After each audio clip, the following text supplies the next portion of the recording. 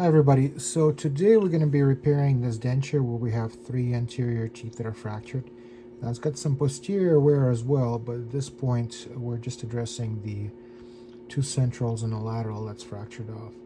Now this denture has acrylic and also composite facing that has a slight hairline fractures to it. So first things first, because we were not provided an opposing and a bite, I need to capture at least the arc and the position at the height of these teeth.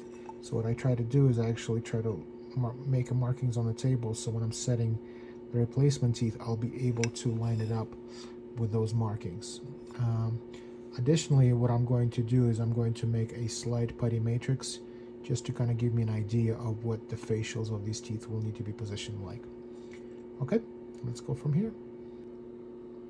Okay, so now we have finished the matrix. So now we have a position of the teeth that we need to approximate facially. And this is really hard to do in one hand, but you guys get the idea. So this is for the facial, this is for the incisal. So when I'm positioning the teeth, I'll know where to align them, at least approximately. Okay, so at this point, I'm going to grind the teeth out. Okay, at this point, I have the teeth ground out. Whenever you're dealing with a case where you have a facial composite and you try to keep as much of it as possible, it's a good idea to start grinding from the palatal or the lingual. And this way you can keep the facial mostly intact, where you can just be sealing stuff in and then just fixing up the composite in this area. So from this point on, I'm just going to position the teeth, which are kind of pre-ground, and I'm going to wax them in. Okay, so at this point we have attached the teeth in wax, and next step is I'm going to make a putty matrix to attach the teeth to, and then we're going to add acrylic from the palatal to attach the teeth to the denture. And after that, we're going to actually go back in and fix the composite in the front. As you can see, I mean, I evened everything out, but I didn't make it completely perfect when it comes to this area. It's because I'm going to be going back and grinding this composite just a little bit, so I can add a little bit more to fix the margins. And I'm also going to fix these hairline fractures that have been created when the denture fell. Okay. So whenever I create a putty matrix for repair, as you can see right there, you see how it has that oily surface to it. And if you're going to place teeth in here, and I like to use a little bit of super glue to hold them in place, even if you use super glue, this oily substance is going to prevent it from holding your teeth in place. So what I like to do is just put in my alcohol cleaning bath for about 3 minutes. And after that, I'm just going to lightly sandblast that area.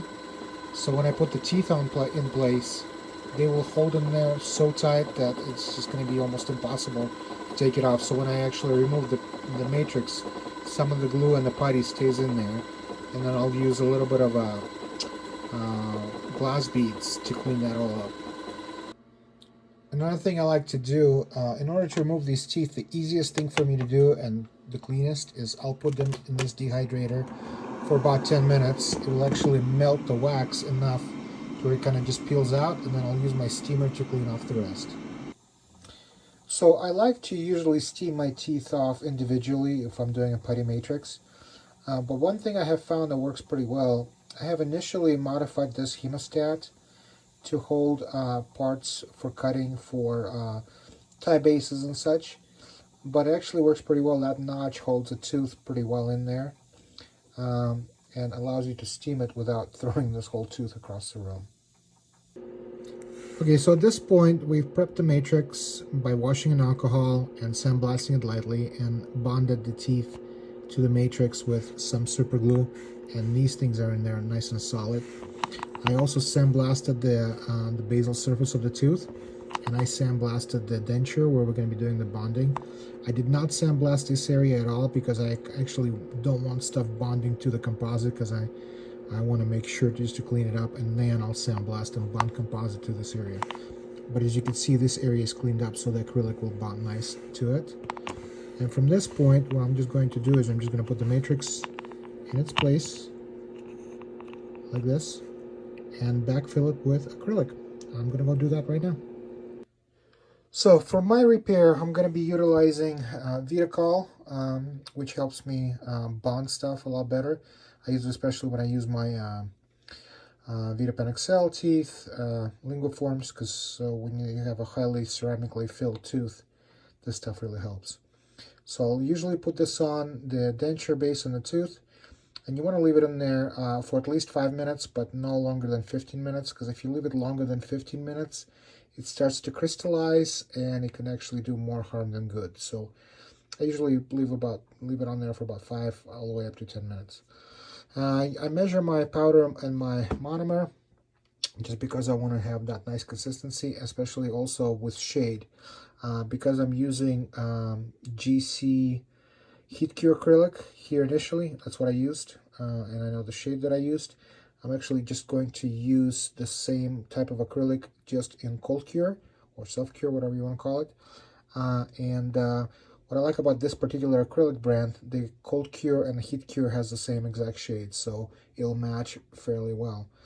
And I'll mix it up in one of these disposable containers that's non-reactive. It works pretty well, and I actually also like to use these kind of brushes. I buy them from the nail industry. These are Kolinsky type brushes. What's nice about them, they don't get ruined by acrylic. So this is the brush I'm going to be using to backfill it.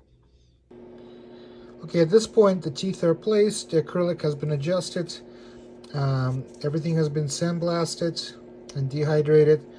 The micro cracks in composite have been removed, and now I'm just going to apply the composite primer and fill everything with composite, after which I'm going to cure it with air barrier, clean everything, then sandblast again and cover everything up to the teeth with a new layer of OptiGlaze, and it should be ready to go.